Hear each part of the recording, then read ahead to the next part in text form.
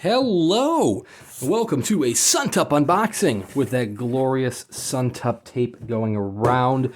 This is not going to have foam in it. I don't think it is. I think it's going to just be bubble wrap. But you know what? That's fine.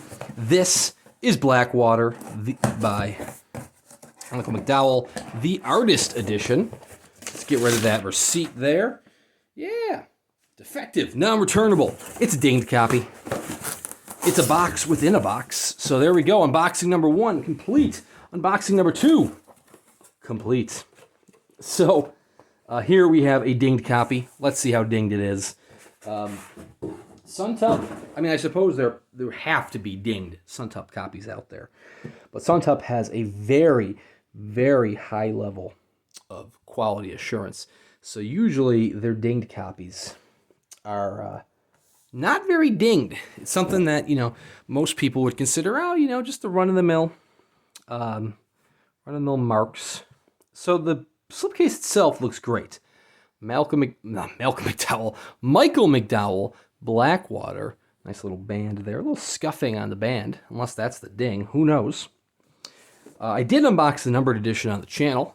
So please check that out if you want to see the numbered edition in all its glory. I hadn't planned on buying the artist edition, and it was only when the dinged copies became available that I said, you know what? I got to get on that. So no bookmark with the dinged copies, but it is what it is. I have a bookmark with the numbered edition.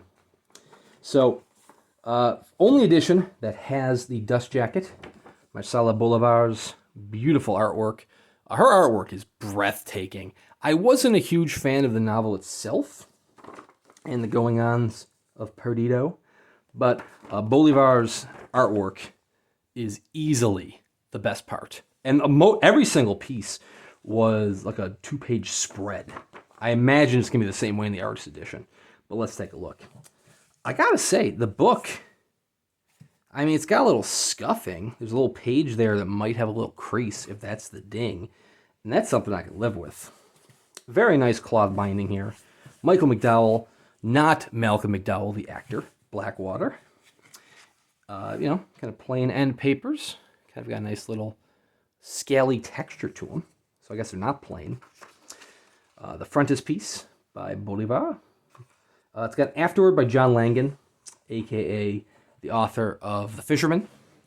And it also has Maxime Plasse's family tree. And did he also do an image,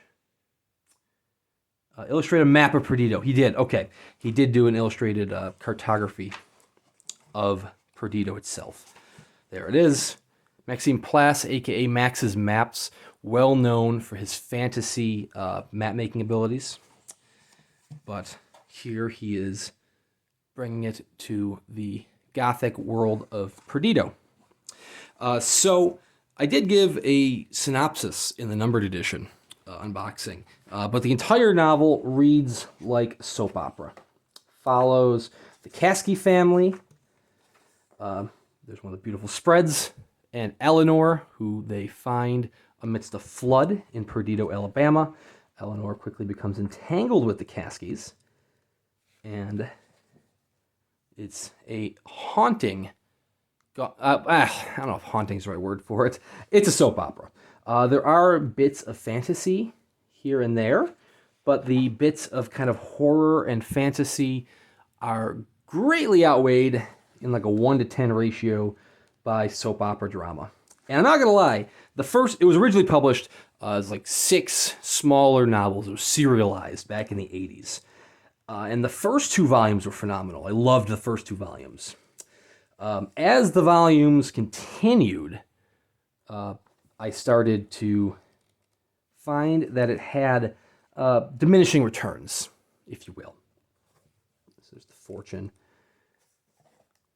There it is. Beautiful, beautiful dust jacket. And Rain as the final portion, the final book.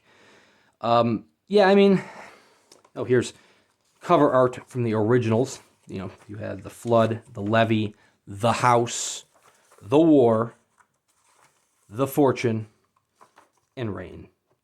And this is the artist edition, so it is signed by both Marcela Bolívar and Maxime Plasse from Max's Maps.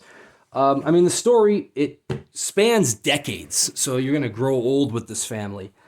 I found that my favorite characters, it's not a spoiler, because like I said, it goes on for decades. You're going to go through generations with this family. I found that the first generation was pretty interesting, but I found the future generations to be less interesting. And yeah, I mean, that's really all I could say about it. Is I found the future generations to be less interesting, and there were some threads that I wish they had explored further, but they kind of drop it like a hot potato. And I felt that the ending, while thematically appropriate, it kind of brings the whole novel full circle. I'm not trying to spoil anything. It brings it full circle. While fitting, was abrupt. Like, I don't know how to describe it. So, I actually mentioned I had recently just unboxed The Cipher by Kathy Koja. I mentioned in that Centipede Press is publishing Powers of Darkness, Dracula. I can't remember if I gave this Dracula analogy in the numbered edition or not, but the ending of Dracula also felt abrupt. So Dracula, I love the novel. It's beautifully paced throughout. I think the last 100 pages, and then it's suddenly like, okay, Dracula fled, we chased him, we fought, he died, the end. It's very abrupt. And I'm not saying that's how this novel ends, but look how many pages there are. You're slowly going through with this family. And I felt the ending to still be abrupt.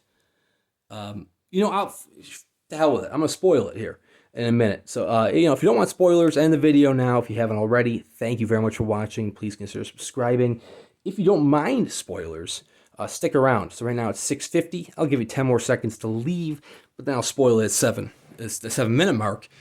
So Michael McDowell, beautifully written, an incredible author.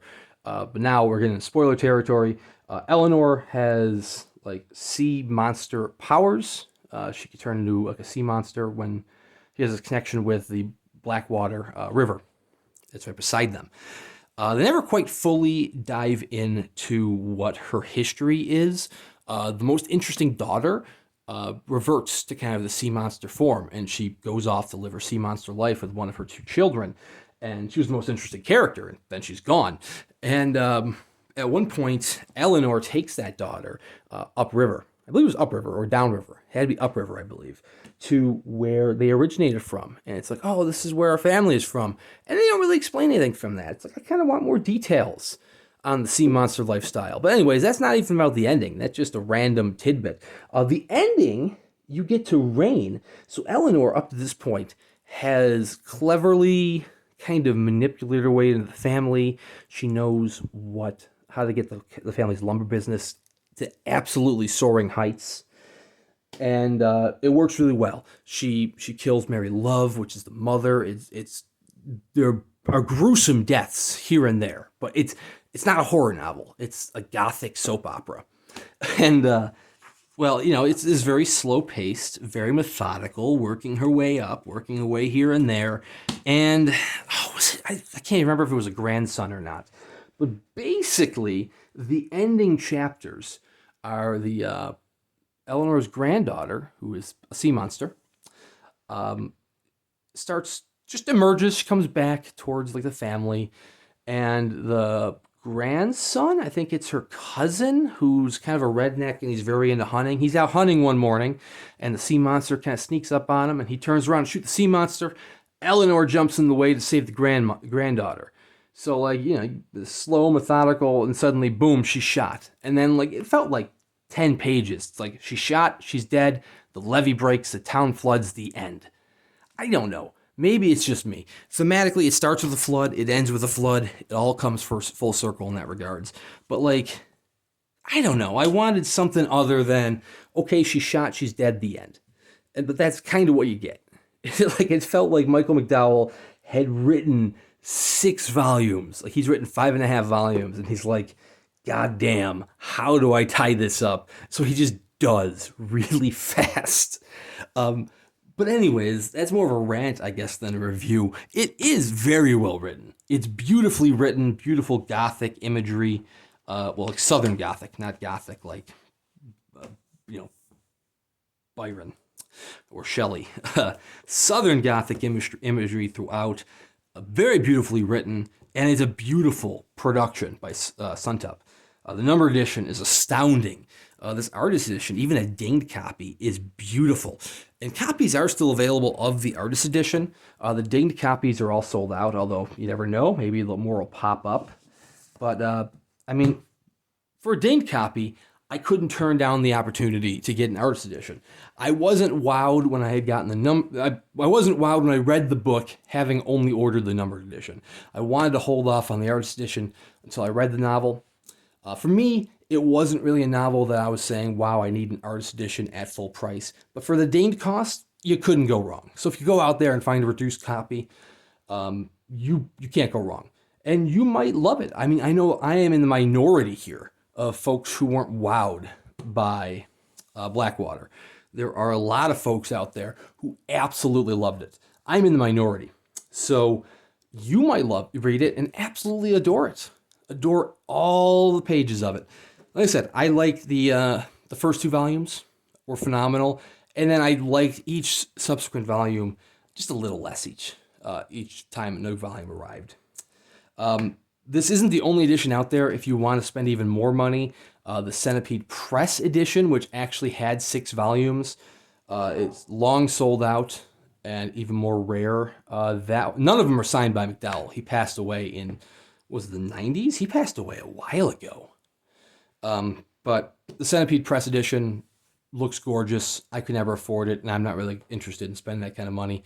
If you just want it for a cheap read, there is... Oh, man, what is the name of the... I'm drawing a blank. There is a compendium, like a paperback version, that compiles all 6 volumes in one paperback. It's the same company that's doing the books for horror, Valancourt Books. Valancourt Books. Or is it Valancourt? I don't know. Valancourt Books has a small paperback edition. It's like $20. So if you just want to read it, you can't go wrong there. But seriously, Suntup did a phenomenal job. Even if I'm not a fan of the story, I have to admit, a beautiful book when I see it. So that's a long-winded ramble, rant, review. Thank you very much for watching, listening, whatever. We'll see you around next time.